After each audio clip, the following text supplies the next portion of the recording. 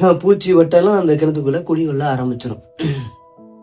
Okay, இப்ப இந்த கிணற மறுபடியும் சுத்தம் பண்ணணும். இந்த இடத்துல நல்ல தண்ணி வருது, தண்ணி உப்பு தண்ணியோ சப்ப தண்ணியோ இல்லை, நல்ல தண்ணியா தான் இருக்கு.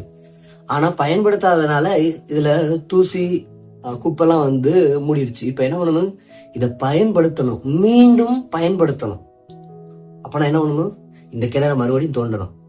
தோண்டும் பொழுது இதுக்குள்ள போட்ட குப்பையை எடுப்போமா, இல்ல எக்ஸ்ட்ரா குப்பைகளை மறுபடியும் போட்டு அதை மறுபடியும் எடுப்போமா அப்படிங்கிறத பார்த்தோம்னா அப்படி இல்லை. என்ன குப்பைகள் உள்ள கிடக்கோ அந்த குப்பைகளை மட்டும் நம்ம எடுப்போம் ஒண்ணு ஒண்ணா. நூல்கண்டு போட்டோம் இல்லையா, நூல்கண்டு எடுத்தாச்சு.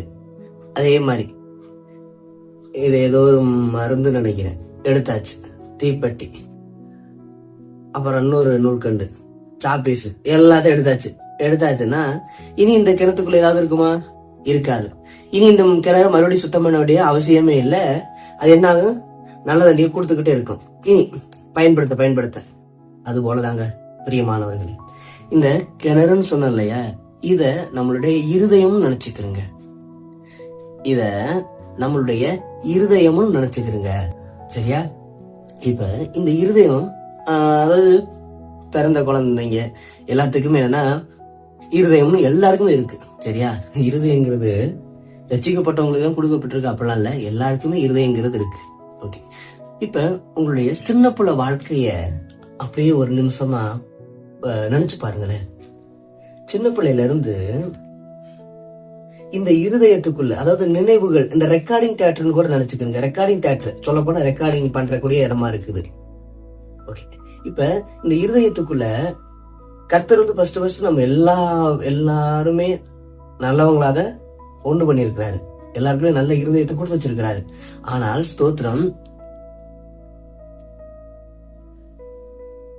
நம்ம இந்த தேவன் கொடுத்ததான இந்த இருதயத்தை அவருக்கென்று பயன்படுத்தாம நம்ம என்ன உலகத்துலதானே இருக்கிறோம், பாவம் நிறைஞ்சதானே உலகத்துல இருக்கிறோம் இல்லையா? இப்ப என்ன ஆகுதுன்னா, சின்ன பிள்ளைல இருந்து நான் நினைச்சு பாருங்க, இப்ப நம்ம கேட்டது ஒரு பதிவுங்கிறது என்ன தெரியுமா? எல்லாத்தையும் பதிவு பண்ணும். கேட்டது கேட்காதது அதனுடைய சுற்று வட்டார பரப்புல என்னென்ன இருக்கோ அதப்பெல்லாம் அப்சர்வ் பண்ணணும். அதுதான் பதிவு அப்படிங்கிறதா சொல்லுவோம். சரி, ஓகே.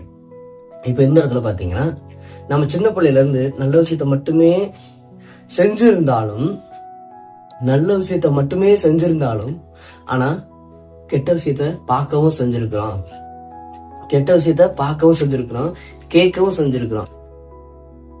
நான்லாம் ஒரு வகையில கெட்டு போக காரணமே, ஸ்கூல் படிக்கும்போது என்னுடைய நண்பன்